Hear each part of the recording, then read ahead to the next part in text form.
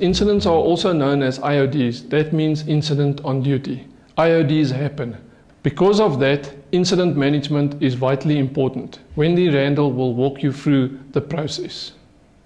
Management of your incidents plays a vital role in risk management, not only from a health and safety perspective, but even more from a financial and risk management side. The challenge that we as the IOD department face daily is to motivate more commitment to risk management. It is a well-known fact that any incident costs a company money. Depending on the severity, the financial implications can even close a company down. The unfortunate part about IODs is that the cost is not tangible like bad debt, fraud or theft. For this reason, IODs always stay under the radar. Have you ever stopped to think what a single incident costs your company? How many incidents do you have a year? Which departments are they happening in? What was the task performed when it happened? Which employees have more than one incident, and if so, what is their frequency? Rest assured, MAKROSAFE will be able to tell you all of this on a monthly basis. On an annual basis, you are required by law, that's the Compensation for Occupational Injuries and Diseases Act, to pay an annual assessment fee. This fee is determined by what industry type you are classified in. Have you ever stopped and asked yourself how many claims are open with the Commissioner? Have we received our 75% back on wages and salaries paid to the injured employees? Are all the doctors and all other medical expenses paid? More importantly, what is my claims cost summary? Can I receive any discount or rebate? Are all claims paid out to your company? Or are claims fraudulently booked against your workman's compensation number?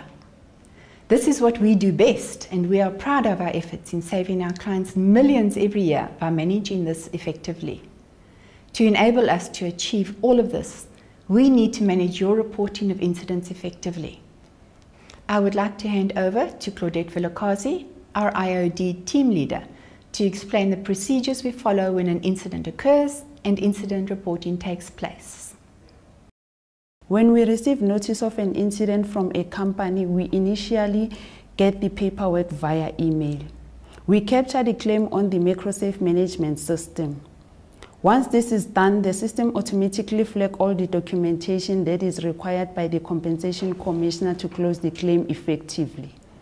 These documents are flagged via a 7-day reminder system.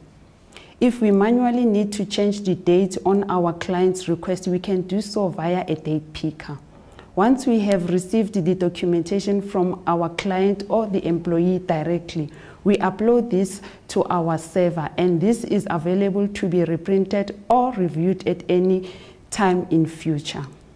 Then we send the documentation through to the Commissioner and ensure that it is lodged against the claim.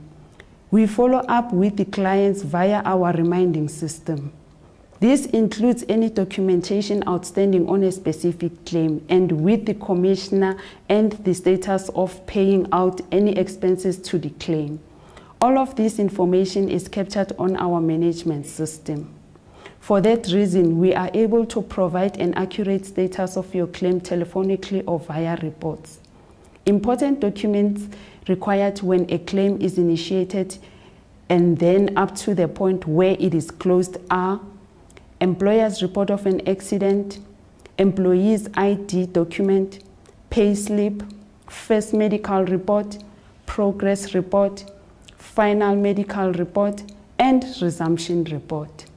Depending on the severity of the injury or the occupational disease, many other documents might be requested. Please rest assured, though, that we are managing it and liaise with you on everything that is required.